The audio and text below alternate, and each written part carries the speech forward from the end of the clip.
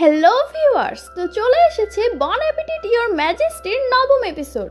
সবার আগে দেখতে এখনই চ্যানেলটি সাবস্ক্রাইব করে শুরু করে দাও। আগের এপিসোডে তো আমরা দেখি দুই দলের রান্নায় জোশ হয়েছিল, তো এবার বিজয়ী ঘোষণার পালা। রাজকুমার জিসুন বলে দুজনের রান্নার কোয়ালিটি খুবই ভালো হয়েছে এবং তাদের অনেক প্রশংসাও করে, তাই সে এই রাউন্ডের স্কোর ইনভ্যালিড ঘোষণা করে দেয়। কিন্তু রাজা ইগো বলে আপনি কিভাবে মুখে মুখে সিদ্ধান্ত ঘোষণা করতে পারেন, ওখানে তো স্কোর দেওয়াই হয়েছে। রাজকুমার জিসুন রেগে গিয়ে বলে আপনি ইচ্ছা করে আপনার দলকে বেশি স্কোর দিয়ে আমাদের দলকে এতটা লো স্কোর দিয়েছেন। আপনি কিভাবে এতটা অসৎ হতে পারেন, যেখানে আমরা সবাই দেখেছি আপনি খাবার খেয়ে প্রচণ্ড খুশি হয়েছিলেন। তো যাই হোক, কথা কাটাকাটির এই পর্যায়ে রাজকুমার বলেন তোমাদের নিজের খাবারকে নিজেরা খেয়ে স্কোর দিবে। তো রাজকুমারের কথা মতো তারা উভয় পক্ষ যার যার খাবার টেস্ট করে। এরপর রাজকুমার ইয়ঞ্জিকে তাদের ডার্ক রোস্টকে স্কোর দিতে বললে ইয়ঞ্জি অসম্মতি জানিয়ে বলে সরি, আমি আমাদের খাবারের স্কোর দিতে পারবো না। এখানে শুধু আমি না, আমার টিমের সকলের স্বপ্ন হার্ডওয়ার্ক রয়েছে, এটাকে আমি কিভাবে মূল্যায়ন করব স্কোরের মাধ্যমে। এরপর মিংয়ের পালা এলে মিং বলে আমিও স্কোর দিতে পারবো না, এটা আমি বিভিন্ন তীর্থ ঘুরে শিখেছি, এই খাবারকে স্কোর দেওয়া আমার পক্ষে অসম্ভব। তো তাই রাজকুমার জিসুন ঘোষণা করে দেয় দুই দলের খাবারই যেহেতু পারফেক্ট হয়েছে, এবার আবারও টাই হবে। সবাই তার রায়ে খুশি হয়ে সমর্থন দেয়। রাজা ইউও ভাবে এরপরের রাউন্ডেও যদি টাই হয় তাহলে আমরাই জিতবো, তাই সেও এই প্রস্তাবে রাজি হয়ে যায়। তারপর সবাই চলে গেলে শেফ মিং বলে আমরা হেরেছি কিন্তু একরকম জিতে গিয়েছি, পরের রাউন্ডে আমি আমার সর্বোচ্চটা দেখাবো। ইয়ঞ্জিও বলে আমরাও হারলেও জিতেছি, দেখা হবে আবার পরের রাউন্ডে। তো এরপর তারা চলে গেলে ইয়ঞ্জির দলের সবাই তার খুবই প্রশংসা করে। যাই হোক, এরপর তাদের রাজ্যের ওল্ড শেফ এসে খবর দিলে ইয়ঞ্জি আমাদের রাজকুমারের কাছে দেখা করতে চলে যায়।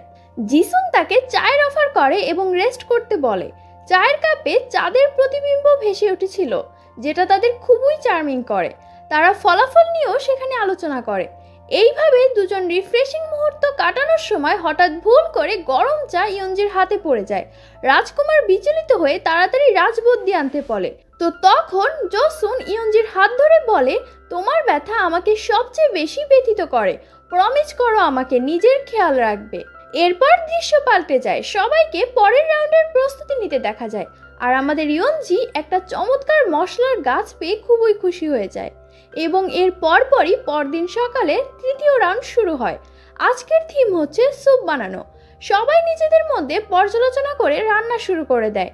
আর এই দৃশ্যগুলো খুবই চমৎকার এবং লোভনীয় ছিল। কার কার এগুলো দেখে জিভে জল চলে আসছে। তো যাই হোক, মিংয়ের দল রান্না করতে খুবই দুর্লভ ইনগ্রিডিয়েন্ট এনেছে। তার মধ্যে লায়নের গুহায় জন্ম নেওয়া মাশরুম অন্যতম।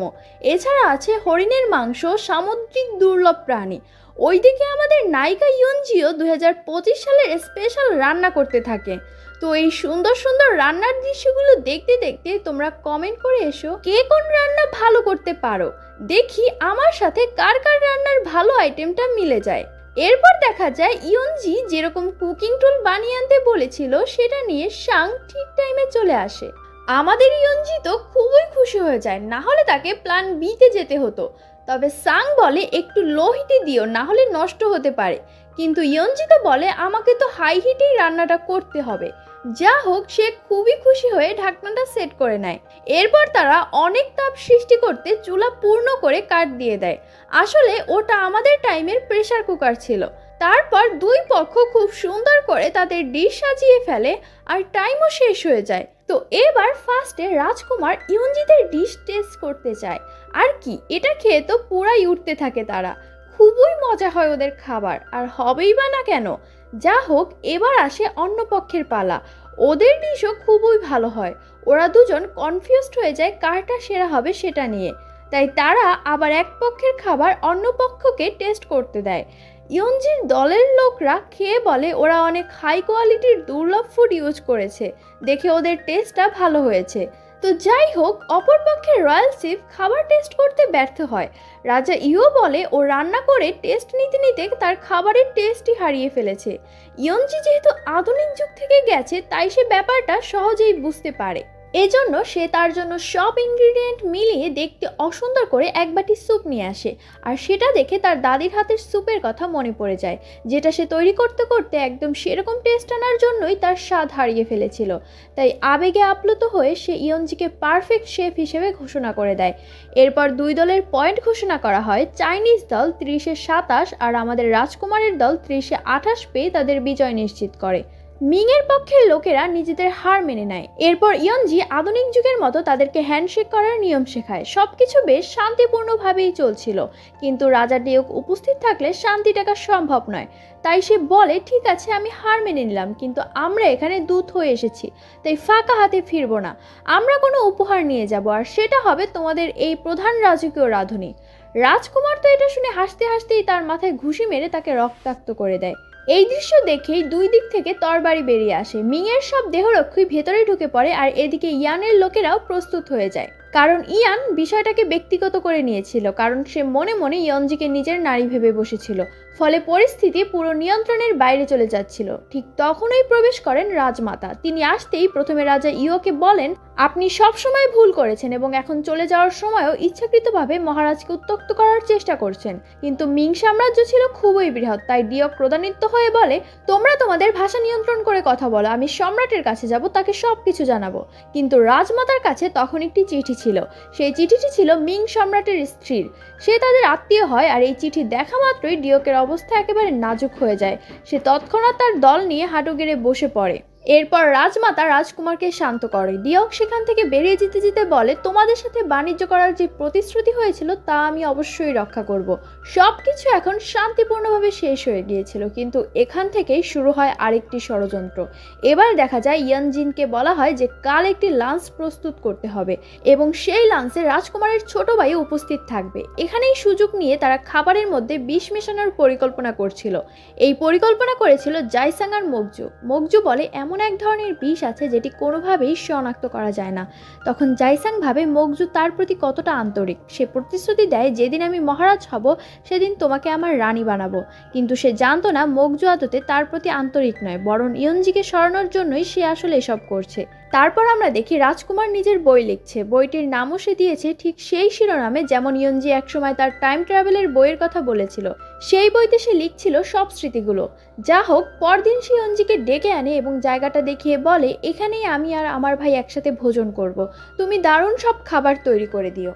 এরপর ইয়ঞ্জি চলে যেতে চাইলে রাজকুমার তাকে থামিয়ে একটি উপহার দেয়। সে ইয়ঞ্জির ইউনিফর্ম বদলে দিয়েছিল। নতুন ইউনিফর্মের রং খুবই সুন্দর ছিল, যা ইয়ঞ্জির ভীষণ ভালো লাগে। ইয়ঞ্জি বলে, কিন্তু এর কি লাভ, অল্প কিছুদিন পর তো আমি চলেই যাব। এই কথা শুনে রাজকুমারের বুক ভারী হয়ে আসে।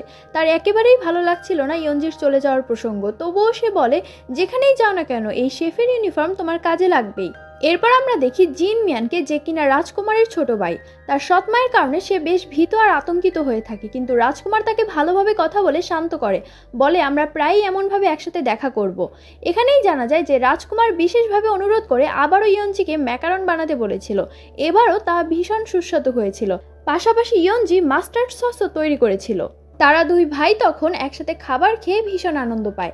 এরপর ইয়ঞ্জি সেই 3 চিরা শেফের সাথে দেখা করতে যায়। বিদায়ের আগে তারা একে অপরকে উপহার দেয় আর বিদায় জানায়। তখন জানা যায় যে এই মিং এর 3 শেফ আর রাজকীয় রান্নাঘরে কাজ করবেন না, বরং নিজেদের দক্ষতা আরও বাড়ানোর জন্য তারা এক ধরনের সাধনায় যাচ্ছেন।